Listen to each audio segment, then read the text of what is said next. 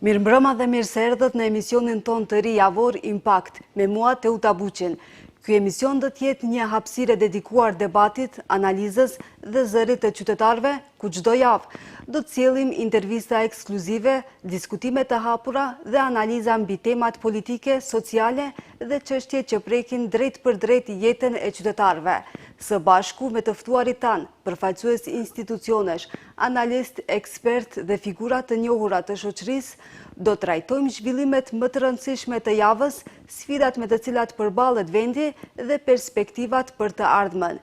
Ky emision synon të jetë një urë komunikimi mes qytetarëve dhe vendimarrjes, një platformë ku pyetjet marrin përgjigje dhe ku çdo temë trajtohet me përgjegjësi, paanshmëri dhe transparencë. Në emisionin e sotëm do të flasim me Ministrin e Kulturës Zoran Lutkov për objektet kulturore në mbrojtje të UNESCO-s, draft strategjinë e re për zhvillimin e kulturës, projektet kapitale dhe sfidat në për të cilat po kalon momentalisht fusha e kulturës. Në vazhdim ju ftojmë të ndjekim një material rreth sfidave me të cilat po përballet rajoni i Ohrit si pjesë e trashëgimisë kulturore botërore. Северна Македонија идниот месец го очекува новиот извештај на УНЕСКО за Охридскиот регион, кој се наоѓа под заштита на организацијата како светско природно и културно наследство. Минатата година ЮНЕСКО го отвори прашањето на можно ставање на регионот на листата на светско наследство во опасност и даде на државата рок од 1 година за исполнување на препораките. Од престојниот извештај ќе зависи дали комитетот на УНЕСКО ќе ја донесе таа одлука. Одложувањето на одлуката беше условено со исполнување на низа обврски за кои државата достави извештај до 1 февруари 2026 година. Меѓу клучните обврски беше имплементација на предвидените корективни мерки засновани на препораките од реактивните мониторинг мисии од 2020 и 2024 година, како и на стратегискиот план за рехабилитација. Препораките на УНЕСКО бараат итни мерки од властите во Северна Македонија и Албанија со цел долгорочна заштита на Охридскиот регион. Меѓу нив се воведување строг мониторинг на урбани градби и развојни проекти долж крајбрежјето на Охридското езеро се до донесување на детални урбанистички и просторни планови, итно отстранување на нелегалните градби, особено во заштитените зони и крајбрежниот појас, запирање на проекти за изградба на делници од регионалниот пат Охрид Свети Наум и ски центри што навлегуваат во строгите зони на Националниот парк Галичица, спречување на прекумерната експлоатација и загадување на езерото преку строга контрола на отпадните води и намалување на урбаниот притисок врз природните живеалишта, зајакнување на заедничките политики на Северна Македонија и Албанија за управување со регионот како единствено природно и културно подрачје, ревидирање и поништување на сите дозволи за градба што не се во согласност со планот за управување со светското наследство. Дел од граѓанските активисти сметаат дека Охридскиот регион треба да биде ставен во листата на светско наследство во опасност со цел да се обезбеди поголема меѓународна заштита и поефикасен надзор. Во последните денови тие повторно алармираа дека Охрид се соочува со сериозна експанзија на градежни активности која доведува до масовно уништување на зеленилото и сериозно ја загрозува животната средина. Според нив, неконтролираната урбанизација во последните години и негативно влие врз квалитетот на животот, природните ресурси и иднината на градот како светско наследство.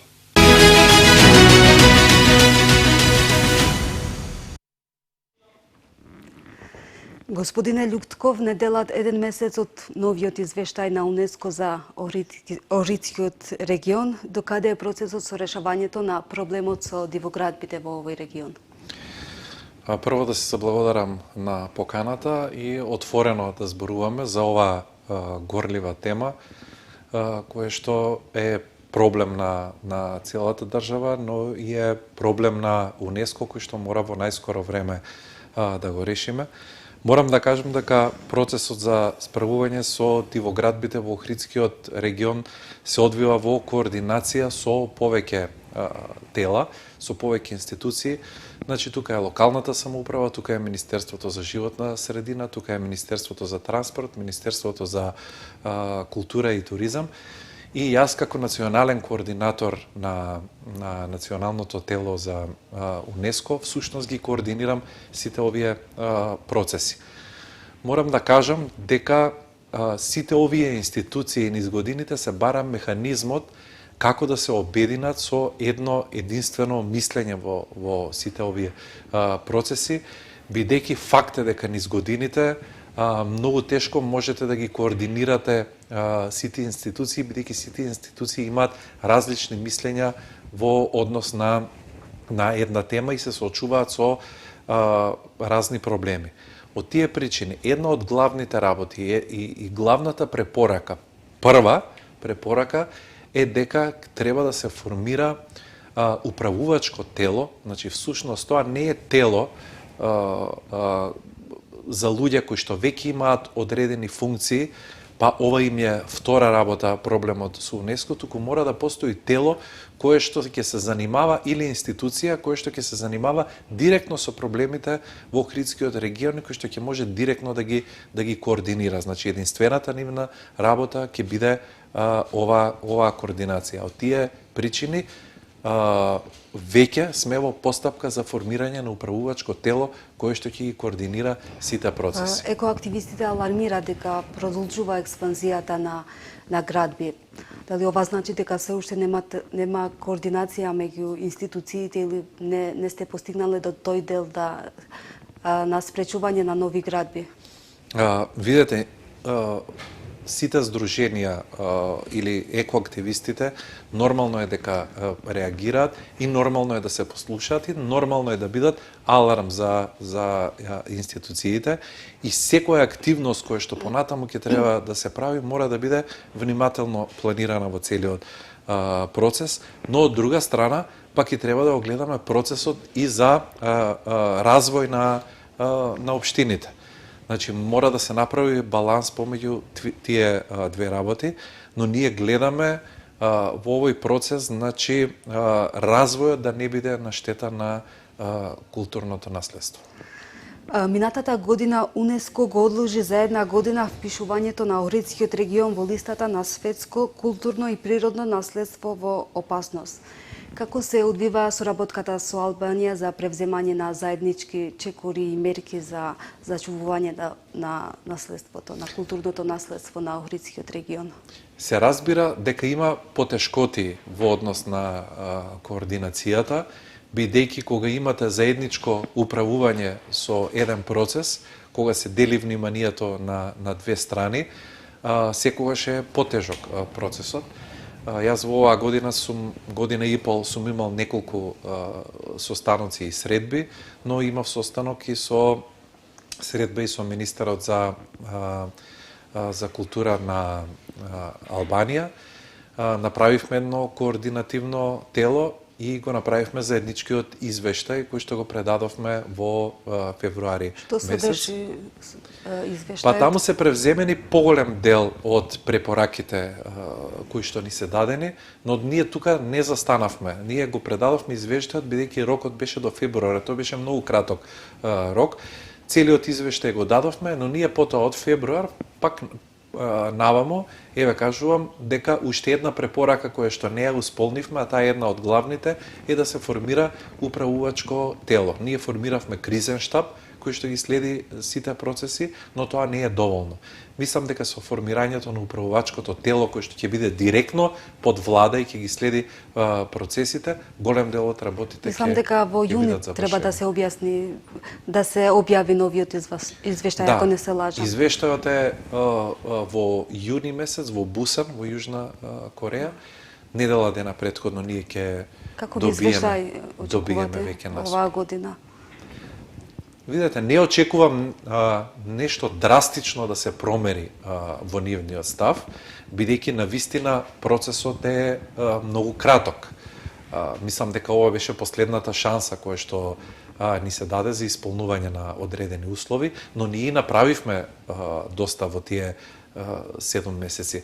Така да мислам дека ако ја видат тенденцијата, ја прочитаат тенденцијата која што имавме во претходните 7-8 месеци, мислам дека ќе ни дадат можност да се продолжи рокот, но ќе бараме рокот да биде малку подолг, бидејќи навистина 7-8 месеци е многу краток период. Колку рок би барале вие? Кој разумен рок? Па Кој би бил разумен рок? Дека разумниот рок е 2 години, за да можеме да ги исполниме технички, бидејќи овдека се работи и за урбанистички планови, овдека се работи, ќе треба координација и со катастар, значи да се видат границите која докаде, значи еден сложен, голем процес, но не само технички, туку и финансиски огромен.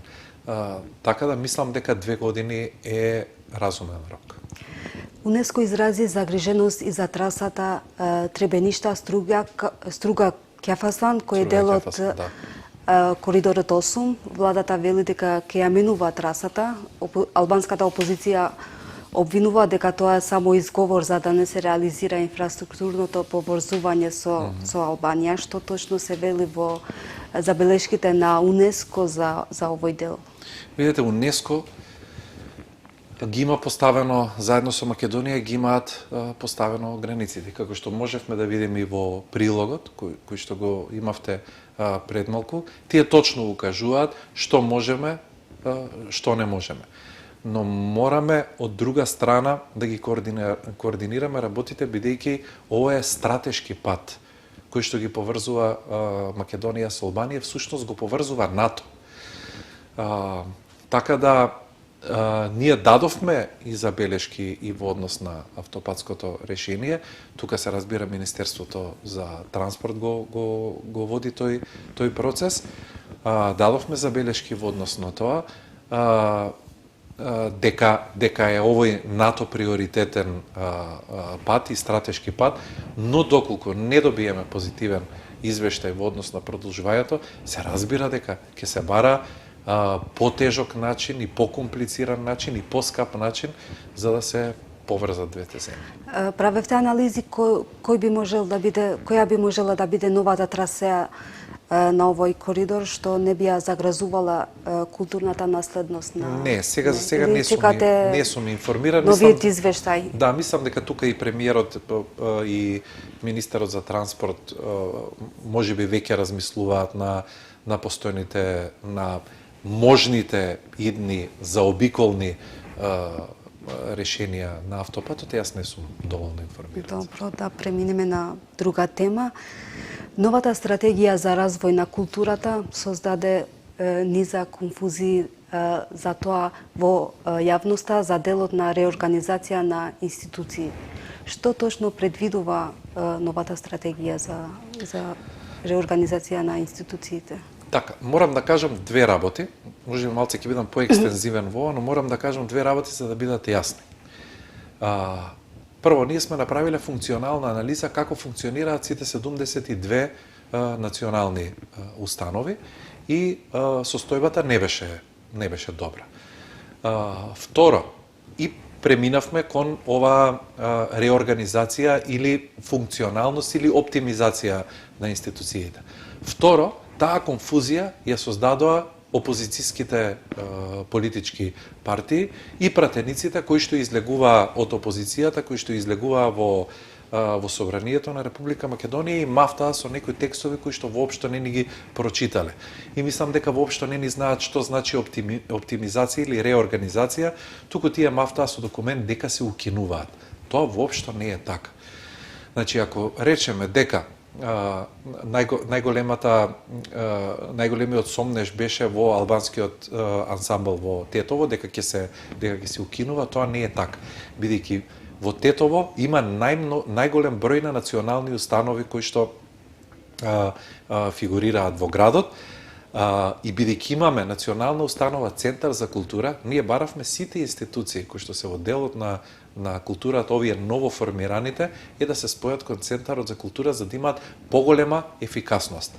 Значи, тука не се укинува ниту една институција едноставно се фузира спрема некоја поголема. Кога имате вие центар за култура, знаете дека тој центар за култура опфаќа музика, ја опфаќа ликовната дејност, го опфаќа театарот, го опфаќа фолклорот и така натаму и така натаму. Која е функционалноста, ако сите овие ги разграничиме, тогаш не би требало да постои и Како ќе центар за функционира култура. тие во иднина? Што значи ова по... Како што функционирале до сега, единствено овие помали институции кои што се уште немаат технички кадар, кои што се уште немаат администрација, ќе се припојат кон центрите за култура и ќе си имаат свое одделение. Ќе бидат пак самостојни или... Апсолутно, значи само ќе бидат под капата на една институција.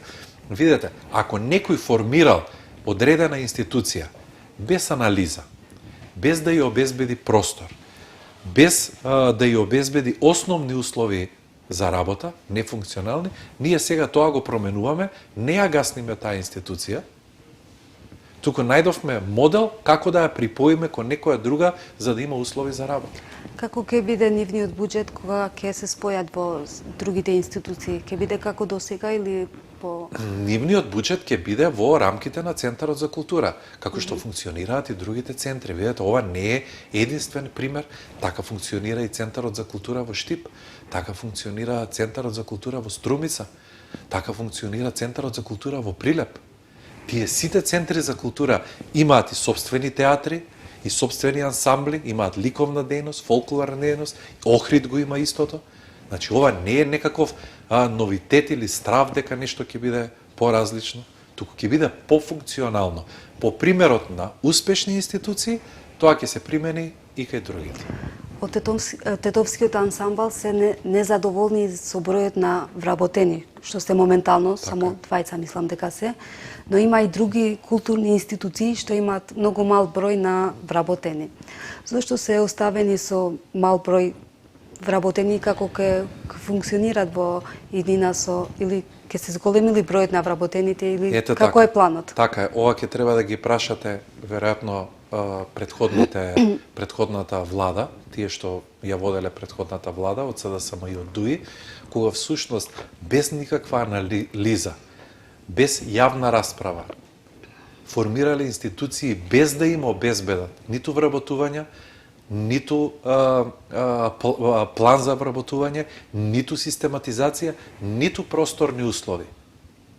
И ги оставиле да функционираат така. Сега ние кога го решаваме проблемот, значи да им обезбедиме просторни услови, да им обезбедиме вработување, тогаш има критика. Мислам дека тоа прашање треба да им се постави. А со новата стратегија ќе се среди ова? Со новата стратегија тие кога ќе влезат под одреден центар за култура, да речеме дека 10 дена Крушевска република ќе влезе во Завод и музеј Крушево како одделение, тогаш ќе си добие собствен раководител и всушност се намалува бројот на администрација, а се зголемува бројот на носители на дејност, всушност оние која носат главната улога во одреден процес. Добро. Скопје ја доби титулата Европска престолнина на културата за 2028 година. Дали градот е подготвен за таков настан? Имајќи во предвид предизвиците со кои што се соочува градот, почнувајќи од јавниот превоз? Вака, ова прашање веројатно ќе треба да оди спрема градоначалникот на град Скопје. Од културниот аспект, дали се подготвени? Да, но целиот процес го води град Скопје, бидејќи титулата ја носи град Скопје. Министерство за култура и туризам е само копредседавач или копартнер во целиот овој процес и кофинансиер, се разбира, преку владата. Со предходната градоначалничка ние немавме многу контакти во овој дел и затоа касневме некаде околу 2 години со целиот процес, но ние успеавме, ги превземавме ингеренциите како Министерство за култура и туризам да го задржиме статусот и титулата на Европска престолнина на култура. Кога добивме новиот градоначалник, тој веднаш си ги превзема ингеренциите и ние даваме апсолутна поддршка. Се разбира дека многу се доцни, но можам да кажам дека работиме партнерски во овој дел, што е она што е под наши ингеренции, што е она под ингеренција на градот на Скопје. Ние отвараме простори како Скопското кале, кој што ќе се отвори негде на почетокот на јуни, го отвараме Скупи, веќе почнавме со работа на универзална сала, треба да ја стигнеме до крајот на 27 почеток на 28 година. Кеот на реката Вардар ќе биде комплетно и реконструиран и обезбеден за културни настани. Шалтер салата на пошта, веќе работиме на кровот, но тој процес не е само до крајот на 28 година. Тие простори треба да продолжат и Европска престолнина на културата Скопје ќе треба да продолжи да живее и понатаму низ годините.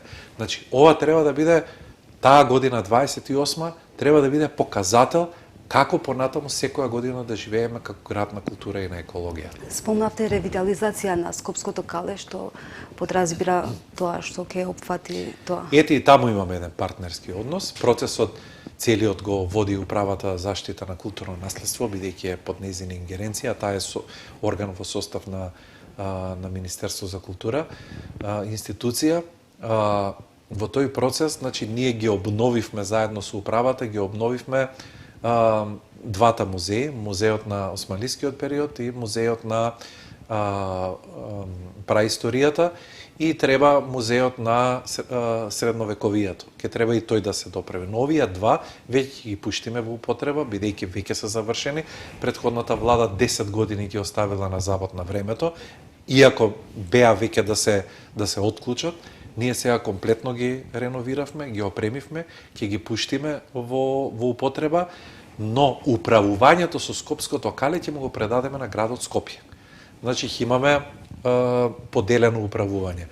Во делот со културното наследство и со музеите ќе управува археолошкиот музеј, а во делот на обезбедување на просторот, хигиена, косење, така натаму обезбедување на летна сцена за концерти, за театарски представи, тој дел од управувањето ќе го води градот Скопје. Најавивте и конзервација на аквадуктот, едно античко место напуштено кој личи сега моментално личи на дива депонија, но има и други места